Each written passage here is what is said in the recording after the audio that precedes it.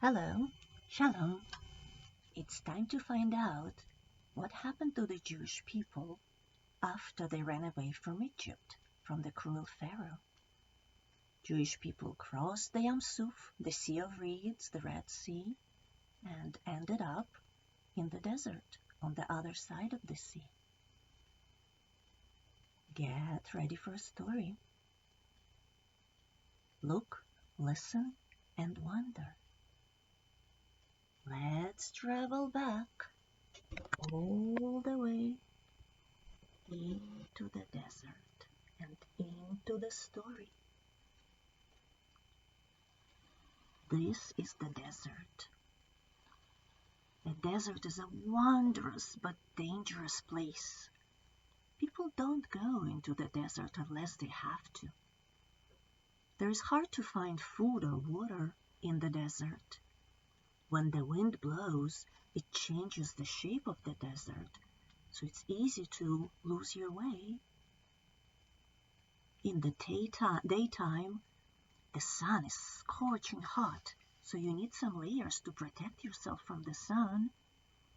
When the wind blows, the sand stings when it hits your skin.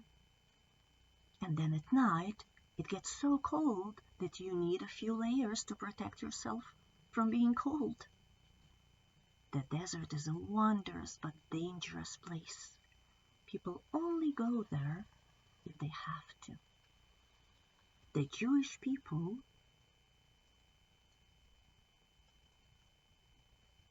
went through the water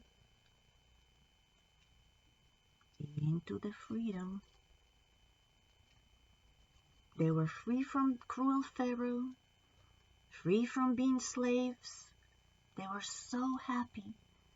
And Moses' sister Miriam led everyone into dancing and singing. Now that the Jewish people are free, they can do anything they want to do. They can go anywhere they want to go and live their lives the way they want to live. But where will they go now? What will they do? What is the best way to live your lives? God promised to bring the people to the land that they will call their own, the land that we now call Israel. But it took the Jewish people 40 years to get there. As the people traveled across the desert, they followed fire by night and smoke by day. It was a long and tiresome journey. So people began to complain. Some even wanted to go back to Egypt. There's not enough food. We're hungry, Moses. Moses spoke to God, and God sent manna, the flaky food that fell down on the ground from heaven, and people would collect and eat it. Some say it tasted like anything you wanted it to taste. Moses, we're thirsty. There's not enough water. People complained again. Moses spoke to God, and God told him to take his walking stick and hit a big rock. When Moses did it, the water bursted out of the rock, and people had water to drink. People must have faith, God said to Moses. You must have faith, Moses said to the people. They continued their journey. Finally, they came to a great mountain, Mount Sinai. People came close to the mountain, but they were afraid to touch it. Mount Sinai was covered with fire and smoke. Moses was the only one who was allowed to come up to the very top to meet God. Wait for me here. I'll be back with the best ways to live our lives. Moses said to the people, and he climbed all the way up to the top of the Mount Sinai.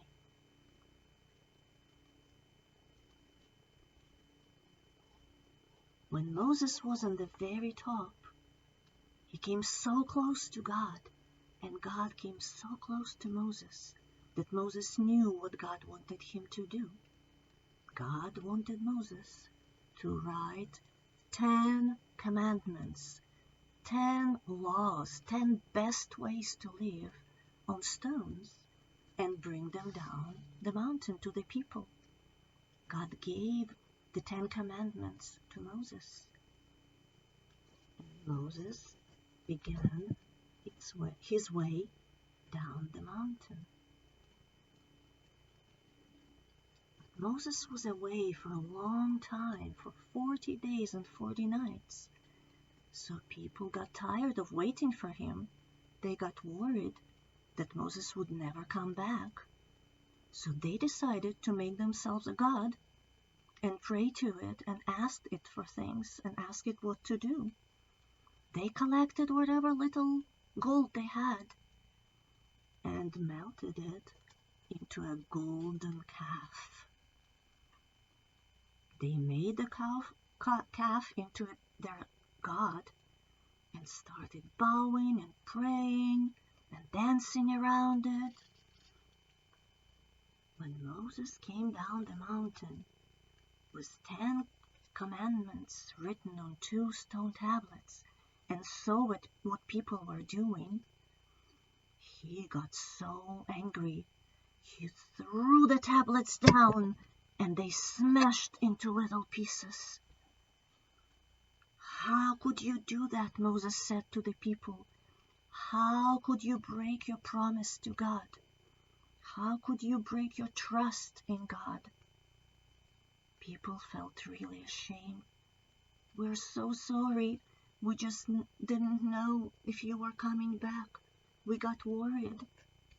We made a mistake. We're really, really sorry. Moses, do you think God will forgive us? Would you please go back up and ask God to forgive us? So Moses did. He went back up Mount Sinai and talked to God.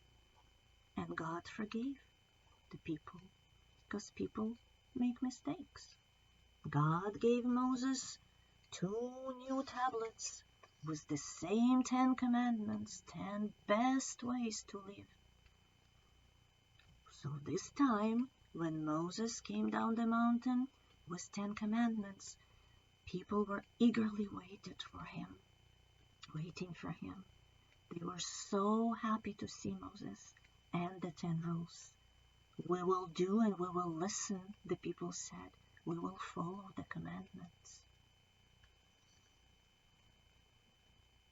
And here they are. The 10 commandments. 10 best laws, best ways to live your lives.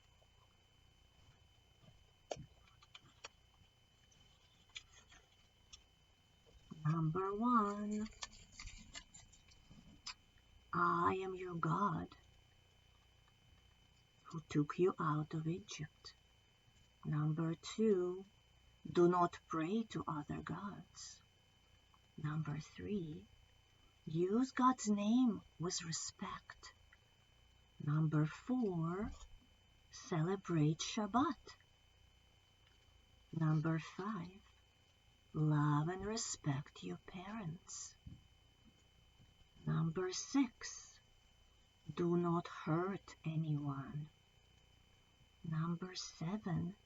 People in the family should love and care about each other. Number 8. Do not take anything without asking. Number 9. Do not tell lies, tell the truth. And number 10. Do not be jealous, be happy with what you have.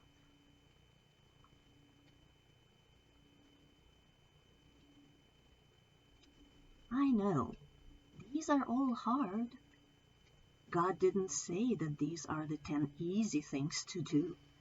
They are the 10 commandments, 10 best ways to live.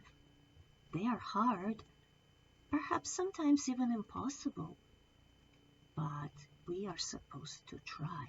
We must try.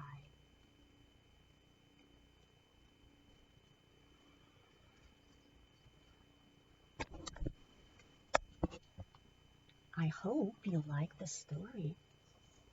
And as always, there are some wondering questions that come with it. First, I wonder which one of the 10 commandments you like the best?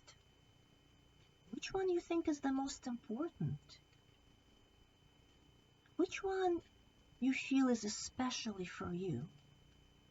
I wonder if there are any commandments we can leave out and still have all the good rules we need to live. Now, let's go back again to the story. I wonder what part of the whole story you like the best? What part do you think was the most important? I wonder what part of the story was about you? Or where or who would you be in the story? I know there are a lot of wondering questions, but you don't have to talk about all of them right away. You can also listen to the story again, or read the 10 Commandments first, and then think and talk about them. You can do it any way you want. But it's really important to remember that these are not the easiest rules to follow, and all we have to do is try. We must try, because these rules help us to be the best people we can be. Shalom aleichem.